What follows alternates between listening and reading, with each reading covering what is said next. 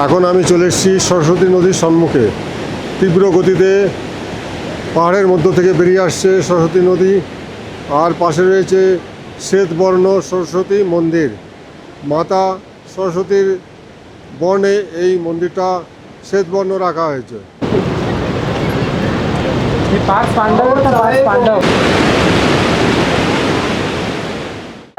মানা যাওয়ার জন্য ট্যাক্সি স্ট্যান্ড এখন মন্দির থেকে অনেকটাই দূরে।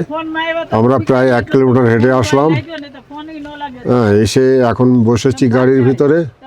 এই যে লাইন দিয়ে সব সারি সারি গাড়ি দাঁড়িয়ে আছে, এখান থেকে শেয়ার জিপগুলো মানার উদ্দেশ্যে রওনা হয়। তো যাই কোনো রকমের একটা সিট পেয়েছি সামনে, ভাইপো পিছনে বসেছে। তো চলুন আজকে মানা আপনাদেরকে ভালো করে দেখাবো। सेकंड टाइम कहाँ घूमे? केदारनाथ, अच्छा, गंगोत्री, बढ़िया। और वहाँ से इधर है बहुत बढ़िया, यमुनोत्री बंद था। बहुत पुण्य का काम किया आप लोगों ने। तो फिर यमुनोत्री बंद थी। हाँ, अच्छा अच्छा। तो ठीक है, बहुत अच्छा लग रहा है आप लोग हमारे साथ में चल रहे हो, बहुत बढ़िया। आप लोग भी एंजॉय करिए। এখন চলে এসেছি ভারতের প্রথম গ্রাম মানা গ্রাম। তো আমরা এসে গেছি একদম তোরণদ্বারের সম্মুখে। এটাই হচ্ছে প্রবেশদ্বার। এই গ্রামের একটাই মাত্র প্রবেশদ্বার। তো এখন আমরা ভিতরে যাব, দেখাবো মানা গ্রামটাকে ঘুরে ঘুরে। মানা গ্রামে কী কী আছে দেখবার একবার বলে দিই। এখানে রয়েছে ভীমশিলা, গণেশ গোপা, ব্যাস গোপা, ঘণ্টাকর্ণের মন্দির। আর যে রাস্তা দিয়ে পাণ্ডবরা স্বর্গে গমন করেছিলেন শতবন স্বর্গারোহী, সেই রাস্তাটাও এই দিক দিয়েই যায়, সেটাও আমরা দেখাবো। চলুন সঙ্গে থাকুন। এবারে আমরা প্রবেশ করব মানা গ্রামের ভিতরে। আগের তুলনায় মানা গ্রামে দোকানপাটের অনেক প্রসার লাভ করেছে, অনেক দোকানপাট বেড়েছে দেখতে পাচ্ছেন।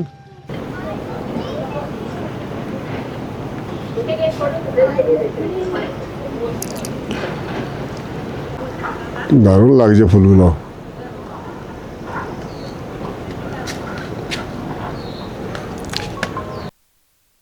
আমরা চলে এসেছি ঘণ্টাকর্ণের মন্দিরের একদম সম্মুখে। মানা গ্রামবাসীর আরাধ্য দেবতা, ভিতরে একটা বিগ্রহ রয়েছে।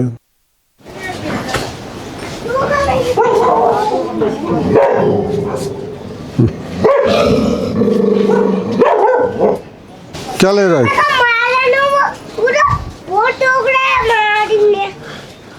उसको काटने आ रहा है, काट रहा है, काट रहा है। तुम्हारा ये उसको खाने को दो कुछ।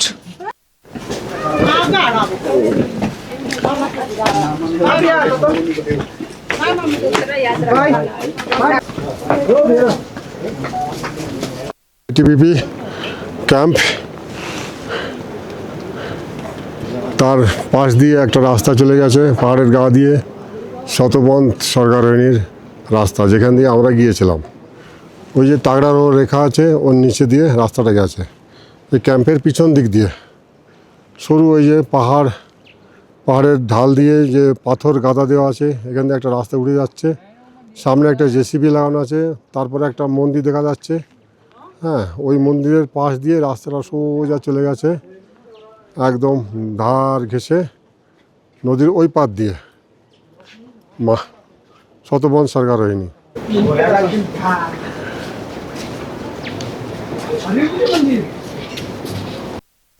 এইগুলো হচ্ছে আখরোটের গাছ, এখন ফল নেই একটাও। সামনে দেখতে পাচ্ছেন নরসিংহ ভগবানের একটা দেওয়াল চিত্র আঁকা।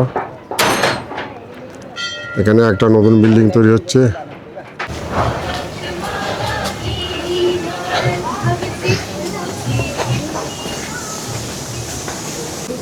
দারুণ দেওয়াল চিত্রটা করে রেখেছে, দুর্দান্ত লাগছে।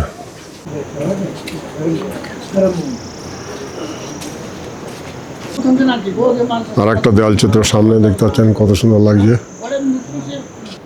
অনেক আপেল দেখতে পাচ্ছেন হয়ে আছে, লাল লাল রঙের ফল।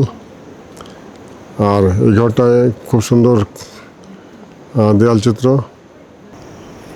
খুব সুন্দর দেওয়াল চিত্রটা করে রেখেছে। স্টে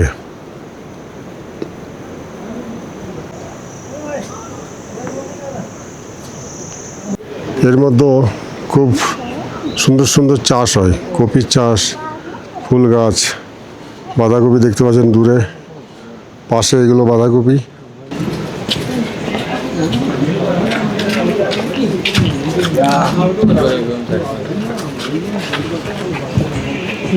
পুরুষ মহিলারা কাঁধে কাঁধ মিলিয়ে সমান তালে খেটে চলেছে, অক্লান্ত পরিশ্রম করে এই পাহাড়ি মানুষজন।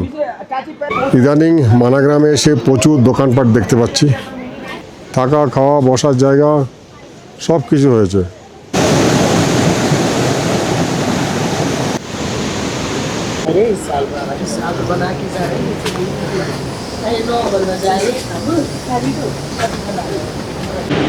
কাছে যে নদীটা দেখছেন এটা হচ্ছে সরস্বতী নদী, দূরে যে সঙ্গমটা তো অলকনন্দা।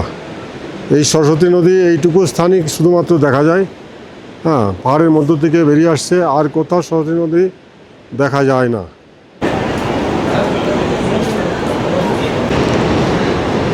দেখুন পাণ্ডবরা কীভাবে স্বর্গে গিয়েছিলেন। সামনে একটা গোল্ডেন কালারের পরপর স্ট্যাচু দেখতে পাচ্ছেন, সামনে রয়েছে সোয়ান, যুধিষ্ঠির, ভীম, অর্জুন, নকুল ও সহদেব, আর আছেন দ্রৌপদী। এই রাস্তা দিয়ে স্বর্গে গমন করেছিলেন, তার সুন্দর একটা স্ট্যাচু দিয়ে দেখানো হয়েছে। ওই পারের ওই রাস্তাটায় চলে গেছে সেই শতবন স্বর্গারোহণের দিকে। চলো, রাস্তাটা আস্তে আস্তে নিচের দিকে নেমে গেছে, একদম সেই ভীমপুলের কাছাকাছি আমরা পৌঁছাবো। সেখানে দাঁড়িয়ে আমরা দেখতে পাবো সরস্বতী নদীকে। দেখুন কীভাবে পাথর লোড করছে মহিলার পিঠে, বাপরে বাপ, একটা যদি পড়ে যায়, হ্যাঁ, কী ভয়ঙ্কর অবস্থা বলেন তো।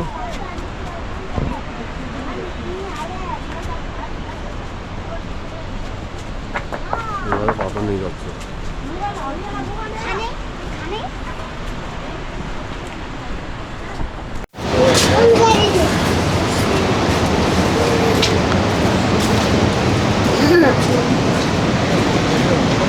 क्या है? पानी?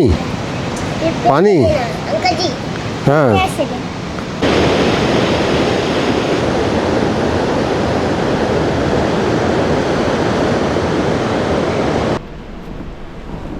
ये सब हाथ से बुनाई करते हो? हाँ भैया क्या करें, आप लोग ले ही नहीं रहे तो क्या करें। जो लेने वाला हो तो लेंगे, जो नहीं लेने वाला उसको कैसे दिलाओगे, है ना? आप लेना है। नहीं, मैं तो बहुत ले रखा है, पहले भी आ चुके कई बार।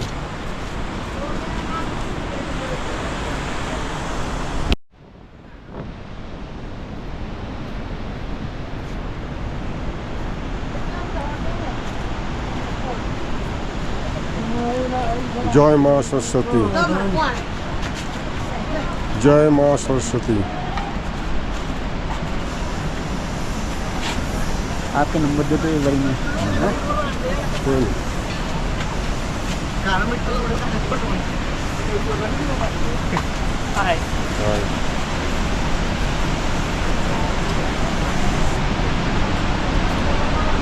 সামনে দেখতে পাচ্ছেন ভয়ঙ্কর গর্জনের সহিত সরস্বতী নদী প্রবাহিত। এখানে পাহাড়ের ভিতর থেকে এই নদীটা বেরিয়ে আসছে। আর সাদা রঙের যে মন্দিরটা তৈরি হয়েছে, অতীতে ছিল না, এই মন্দিরটা নতুন গড়া হয়েছে সরস্বতী নদী। আর এখানে সরস্বতী মায়ের মূর্তি একটা সামনে রয়েছে পাহাড়ের নিচেই। আর এখান থেকে যে জলধারাটা আসছে শুনেছি নাকি এটা মানস সরোবর থেকে আসছে, তবে জানা নেই। এই হচ্ছে ভয়ঙ্কর নদী, যার জলধারা 12 মাস একই রকম থাকে, কখনোই কমে না। এই সেই সরস্বতী নদী, আর পাশে সরস্বতী মন্দির। এখন আমি চলে এসেছি সরস্বতী নদীর সম্মুখে। তীব্র গতিতে পাহাড়ের মধ্য থেকে বেরিয়ে আসছে সরস্বতী নদী, আর পাশে রয়েছে শ্বেতবর্ণ সরস্বতী মন্দির। মাতা সরস্বতীর বর্ণে এই মন্দিরটা শ্বেতবর্ণ রাখা হয়েছে। বন্ধুরা, এখন আমি দাঁড়িয়ে আছি ভীমপুলের উপর, সরস্বতী নদীর একদম সম্মুখে। এই যে তীব্র গতিতে বয়ে চলেছে, এটাই হচ্ছে সরস্বতী নদী। এখানে ছাড়া আর কোথাও সরস্বতী নদী দৃশ্যমান নয়। এই মানা ভিলেজে আসলে পরেই সরস্বতী নদীকে দেখা যায়। এর পার্শ্ববর্তী একটা মন্দির যেটা নতুন করা হয়েছে, বছর কয়েক হলো। আগে এই মন্দিরটা অতীতে ছিল না, নতুন হয়েছে। খুব সুন্দর জায়গায়, দারুণ জায়গায় মন্দিরটা স্থাপিত করেছে। আর শ্বেতবর্ণ এই সরস্বতী মন্দির অসাধারণ লাগছে। আর এই মুহূর্তে দাঁড়িয়ে আছি, আমার নিচেই রয়েছে ভীম পুল। পাথরের উপরে এই পুলটা দাঁড়িয়ে আছে, যেটা ভীম এনে এই নদীর উপর রেখে দিয়েছিল।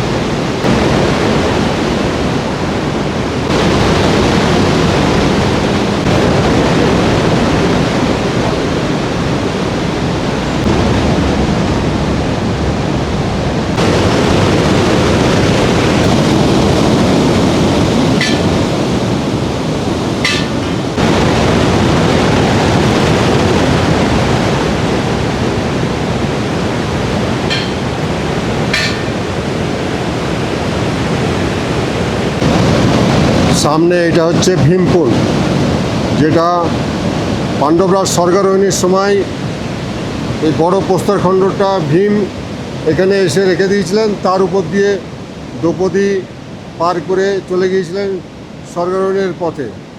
এই সেই ভীমপুল।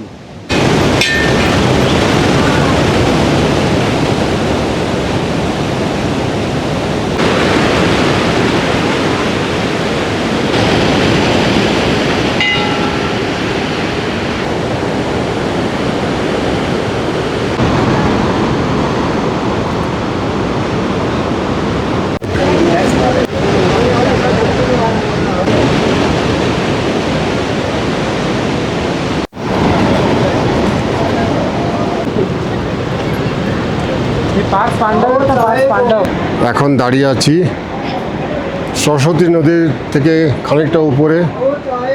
ভীমপুল যেখান থেকে শুরু হচ্ছে, সেখান থেকেই খুব সুন্দর করে মূর্তি বানানো হয়েছে। পাণ্ডবদের যেভাবে স্বর্গারোহণ করেছিলেন সেইভাবে। প্রথমে আছে সোয়ান, মানে একটা কুকুর, তারপরে যুধিষ্ঠির, তারপরে ভীম, তারপরে অর্জুন, তারপরে নকুল, দ্রৌপদী, সহদেব। এইভাবে সুন্দর করে দেখানো হয়েছে। যে পথ দিয়ে স্বর্গারোহণ করেছিলেন সেই পথেই এই মূর্তিগুলো স্থাপিত করা হয়েছে। আর আমরা গিয়েছিলাম 2021-এ শতবন স্বর্গারোহণী নদীর ওই পার দিয়ে রাস্তা আছে। এই যে মন্দিরটা দেখতে পাচ্ছেন, ওর ওই পারে একটা রাস্তা আছে, ওই পাহাড় দিয়ে, ওখান দিয়ে আমরা গিয়েছিলাম শতবন স্বর্গারোহণীতে। তো এই রাস্তা দিয়ে বসুন্ধরা ফলস যে ঘুরে আসতে পারেন। 5 কিলোমিটার যাওয়া, 5 কিলোমিটার আসা, আপ ডাউন 10 কিলোমিটার। তো দেখতে পাচ্ছেন কত সুন্দরভাবে মূর্তিগুলো স্থাপিত করা হয়েছে। পরপর একদম যেভাবে গিয়েছিলেন পাণ্ডবরা, সেইভাবেই মূর্তিগুলো স্থাপিত করা হয়েছে। দারুণ লাগছে, দূর থেকে খুব সুন্দর লাগছে। আর গোল্ডেন কালার দিয়ে দেখানো হয়েছে। মূর্তিগুলো বিশাল আকৃতির, অনেক দূর থেকে দেখা যায়। আর এই জায়গাটা সত্যি একটা আলাদাই রূপ দিয়েছে এই মডেলগুলো করার পরে। আরও সুন্দর লাগছে, আরও সৌন্দর্য বেড়ে গেছে। নিচেই নতুন মন্দির হয়েছে, প্রধান একটা ফটক তৈরি করেছে, যেখানে লেখা আছে স্বর্গারোহণী পথ। তারপরে এই মূর্তিগুলো স্থাপিত করা আছে। সত্যিই অদ্ভুত লাগছে জায়গাটা।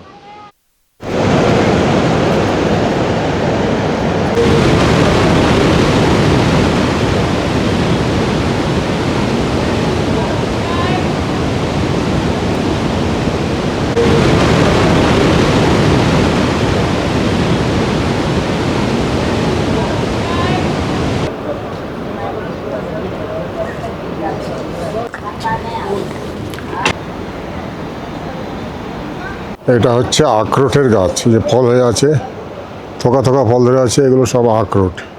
কত সুন্দর বাঁধাকপি, ও! আর তারপর দেওয়ালে একটা সুন্দর ডিজাইন করা।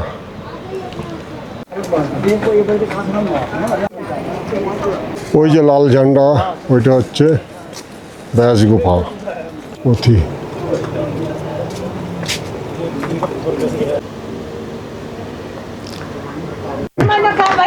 শ্রী বেদব্যাস গুফা।